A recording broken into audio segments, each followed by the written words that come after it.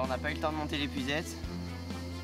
Comme je pensais, de par leur granulométrie, elles sont hyper instantanées. Ça n'a pas mis longtemps.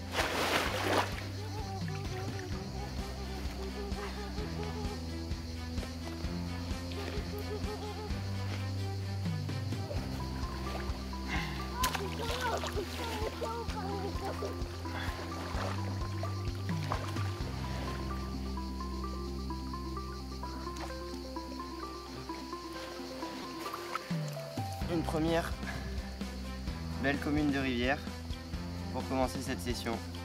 C'est un poisson que je connais bien, j'ai déjà fait plusieurs fois. Il a la manie de mordre très vite. Donc voilà, bien grise. Allez, on va la relâcher.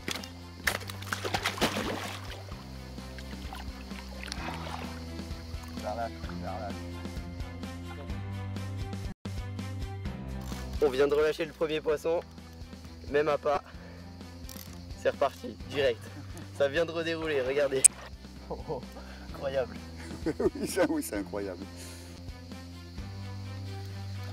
Ben, il y a une grosse population là. Ouais.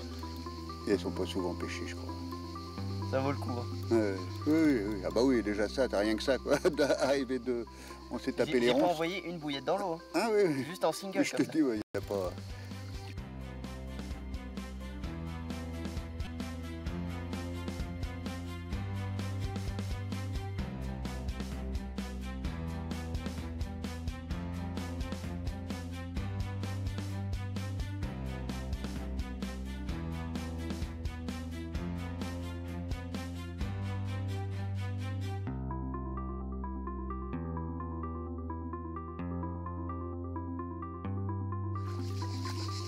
Bon ben voilà, elle aussi elle aura goûté à l'épuisette à blanc.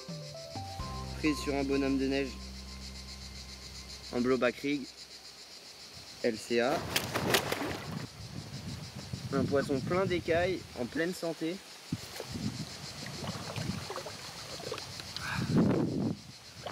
Voilà. Deuxième poisson en très peu de temps. Sûrement ça va te réchauffer, ouais. Surtout là, peut-être l'eau elle est chaude, c'est vrai, mais là-haut...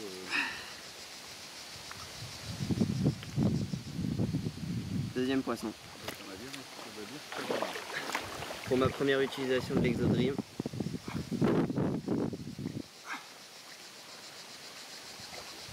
Voilà, super content. C'est cool, ça commence bien.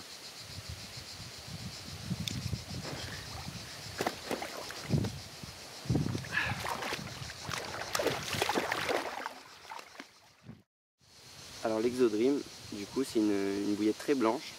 Pourquoi est-ce que je vous disais que je pensais que c'était un appât qui allait être très instantané, comme on a pu le vérifier, hein. Ça m'est jamais arrivé ici, même en utilisant du maïs ou autre. C'est qu'en fait, en la broyant, on se rend compte qu'elle a une granulométrie très très faible, ce qui du coup permet en fait aux poissons d'assimiler les appâts très vite en fait. C'est très facile à digérer, c'est très visuel aussi, blanc. Hein. Là pour mes deux premiers poissons, j'ai utilisé 6 bouillettes. 2 bouillettes dans chaque stick et une bouillette au bout de la ligne. Une c'était un bonhomme de neige et vous voyez c'est parti direct.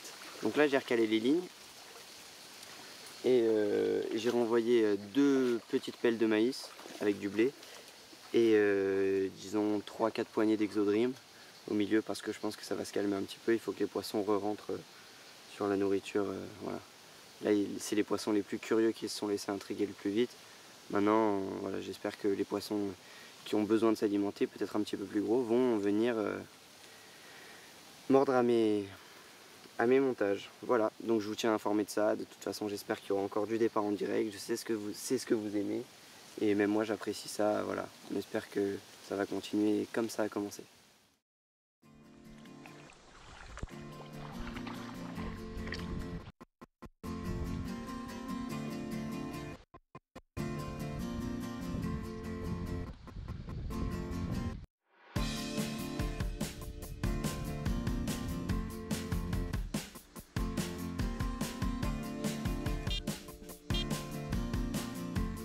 Comment?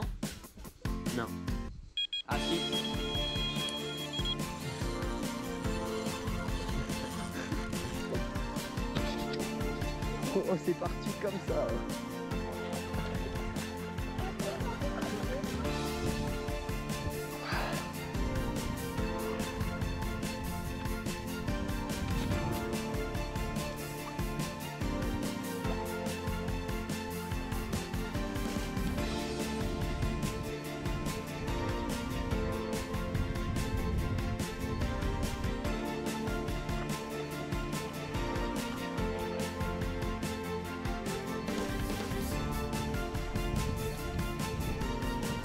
Allez, viens.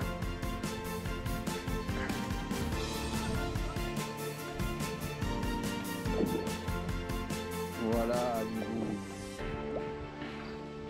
Champion.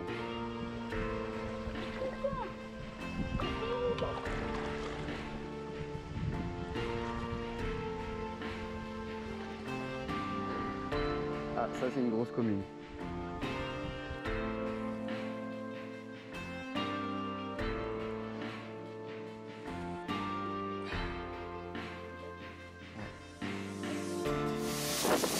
Voilà un poisson de rivière d'un autre calibre. Ça y est, on a fait troisième poisson. Là c'est un autre gabarit. Donc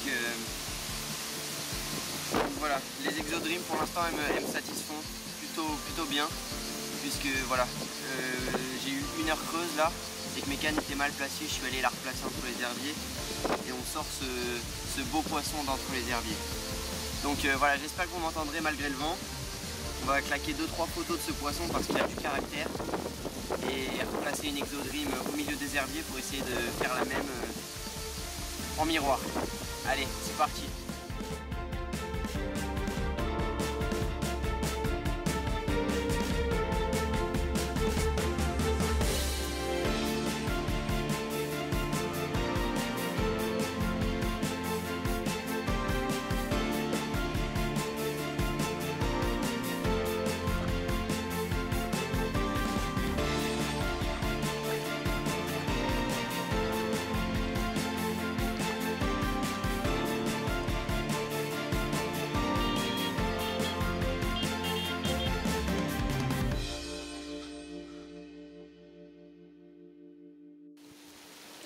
Alors, donc là on est sur le coup du soir.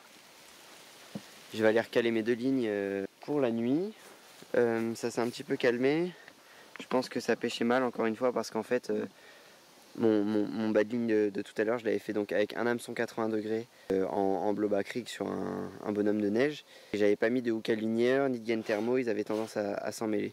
Du coup là je suis reparti sur la même config. Sauf que du coup là on est sur un curve avec un hook à ligneur et un FF02 LCA tackle, les deux avec de la gaine thermo LCA tackle, les deux sur la même tresse, la FSC 25.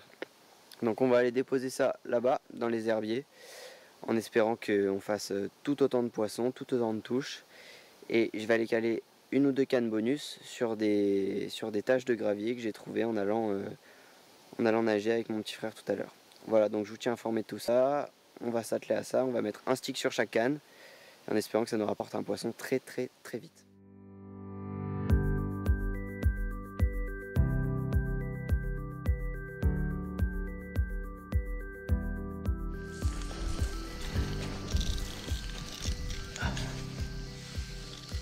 On vient de recaler les lignes.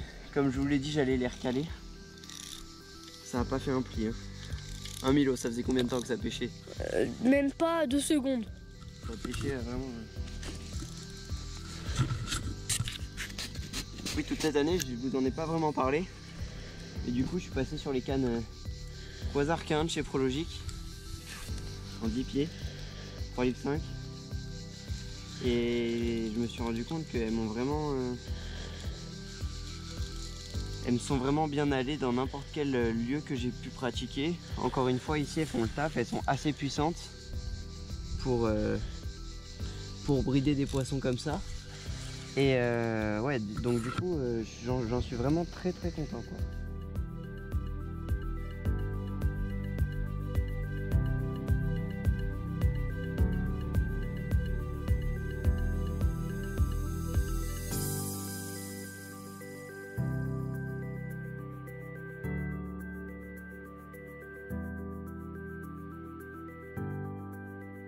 alors ça y est, la nuit est tombée, on n'a pas eu de nouveau départ, du coup je suis allé redisposer environ 3-4 kg d'amorçage, maïs, blé et bouillette.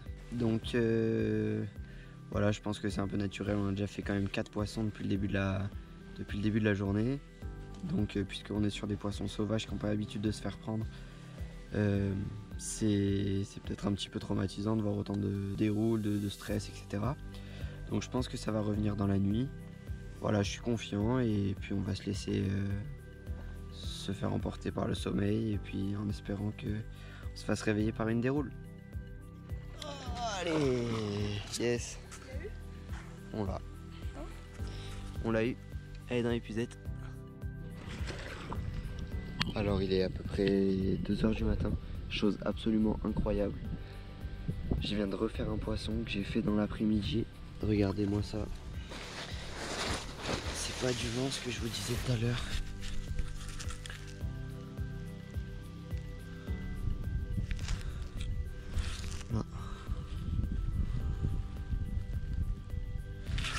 Elle est venue,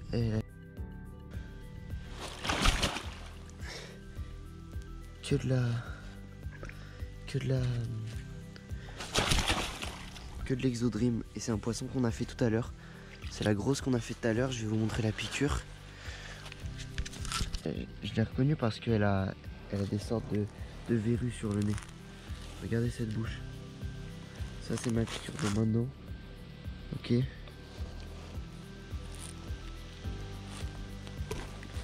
La piqûre de tout à l'heure, elle est ici là. Voilà.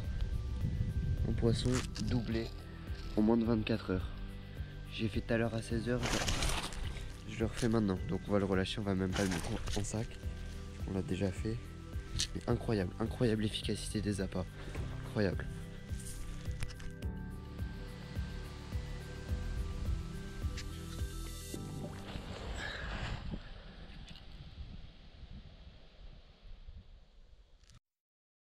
Il est minuit 23, la session a commencé à 15 h, 9 h, donc 9h30 après. On est à 8 poissons. Là tous les sacs sont pleins, j'avais pris que 3 sacs, donc tous les sacs sont pleins. On a 2 beaux poissons et un plus petit, donc voilà, c'est incroyable. J'ai jamais vécu une session comme ça ici. L'instantanéité de ces appâts est déconcertante.